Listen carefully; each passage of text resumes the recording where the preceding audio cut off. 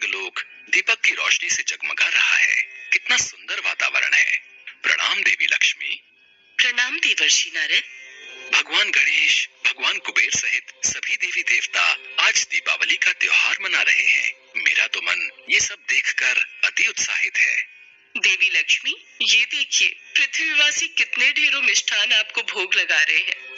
हाँ देवी लक्ष्मी, आपको जो भी भक्त भोग लगा रहा है वो प्रसाद और मिष्ठान सीधा स्वर्ग में पहुंच रहा है। मिष्ठान बहुत ही स्वादिष्ट है।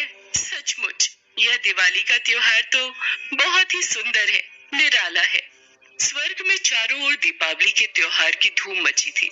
पूरा स्वर्ग दीप मालाओं से सजा हुआ था।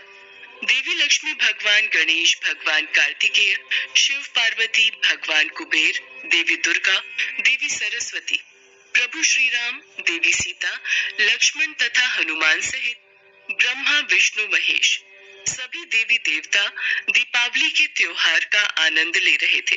देवी लक्ष्मी पृथ्वी लोक पर जाने लगी।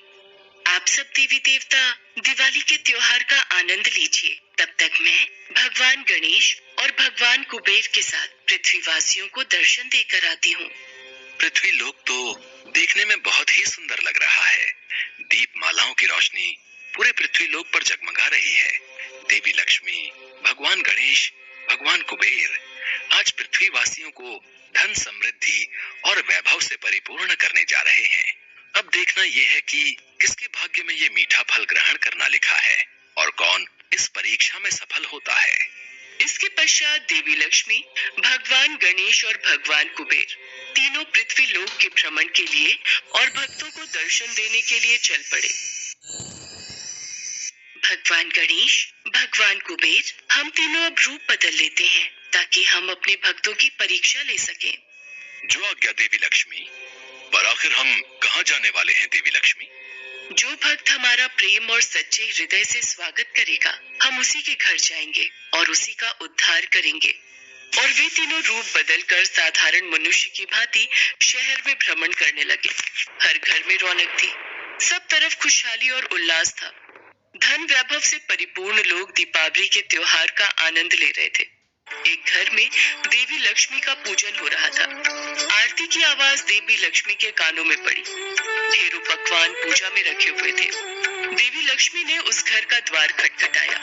सुनो जी, ये गुलाब जामुन, रसगुल्ले, बर्फी, पेड़ा देवी लक्ष्मी को भोग लगाओ ताकि वो खुश होकर हमें खूब धनवान करें और रात को हमारे घर आए। कहते हैं उन्हें अच्छे से खुश करो, उन्हें भोग आदि लगाओ तो वो दिवाली की रात को हमारे घर जरूर आती है।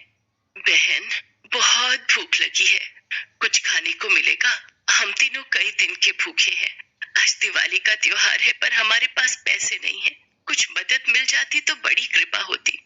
अरे भाग्यवान, ये तुमने दरवाजा खुला क्यों छोड़ दिया है? तुम्हें पता है ना आज दिवाली है, तो ये भीख मांगने वाले ऐसे ही तंग करेंगे। अरे दिवाली के दिन दरवाजे बंद नहीं करते, इसी वजह से मैंने खुला छोड़ा था। अब मुझे क्या पता था ये भिखारी पूरी पकवान देखकर मांगने चले आएंगे। चलो जाओ यहाँ से, पता नहीं कहाँ कहाँ से आ जाते हैं। हमारे पास कोई धन के भंडार नहीं भरे हुए जो हम तुम गरीबों को बांटते फिरे। चलो जी, लक्ष्मी जी की आरती करो और लक्ष्मी, गणेश और भगवान कुबेर को भोग लगाओ। मैंने दरवाजा बंद कर दिया है। लक्ष्मी, गणेश और कुबेर तीनों मुस्कुरा देते हैं और वहां से चले जाते हैं। शायद उन सेठ सेठानी का आज उद्धार नहीं होना था। देवी लक्ष्मी तो उनकी परीक्षा ले रही थी। कहते हैं गरीबों की मदद करने वाला भगवान को प्रिय होता है। भगवान किस रूप में आ जाए किसी को नहीं पता, इसलिए अपने द्वार पर आए किसी भिक्षुक को और गरीब बेसहारा को दुत्कार कर नहीं भगाना चाहिए। और वो किस्मत के मारे सेठ सेठानी साक्षात देवी लक्ष्मी, गणेश और कुबेर को ही द्वार से भगा देते हैं। इसके पश्चात वे तीनों भ्रमण करते हुए चल रहे थे। अचानक उन तीनों की नजर रोते हुए दो छोटे बच्चों पर पड़ी। दीदी, माँ तो कह रही थी कि बापू आज हमारे लिए बहुत सारे पटाखे लाएंगे, पर वो तो हमारे लिए कुछ भी नहीं लाए। राजू भैया, बापू को बुखार है ना, इसलिए वो मजदूरी करने नहीं गए। माँ के पास पैसे नहीं है। तू रो मत, वो देख सामने सब लोग पटाखे और फुलझड़ी जला रहे। तू यहाँ बैठ कर देख, अच्छा लग रहा है ना? नहीं दीदी, मुझे खुद जलाने हैं पटाखे और मुझे तो बहुत सारी मिठाई भी खानी है। दिवाली पर सब नए कपड़े पहनते हैं, मिठाई खाते हैं, पटाखे चलाते हैं, फिर हम क्यों नहीं दीदी? राजू भैया, तू तो मेरा राजा भैया है ना। अगर तू ऐसे रोएगा तो माँ को बहुत दुख होगा। चल हम अंदर चलकर खिचड़ी खाते हैं। पता है माँ ने आज खिचड़ी बनाई है। भगवान गणेश, भगवान कुबेर, चलो आज हम इस घर में रहने वाले भक्तजन की परीक्षा लेते हैं। वे तीनों भी बच्चों के पीछे उनके घर पहुंचते हैं और द्वार से ही भगवान गणेश उन्हें आवाज लगाते हैं। माई, दिवाली का त्योहार है, क्या हम तीनों को यहाँ से थोड़ा भोजन प्राप्त हो सकता है? सुनो जी, लगता है द्वार पर कुछ लोग आए हैं और वो भूखे हैं।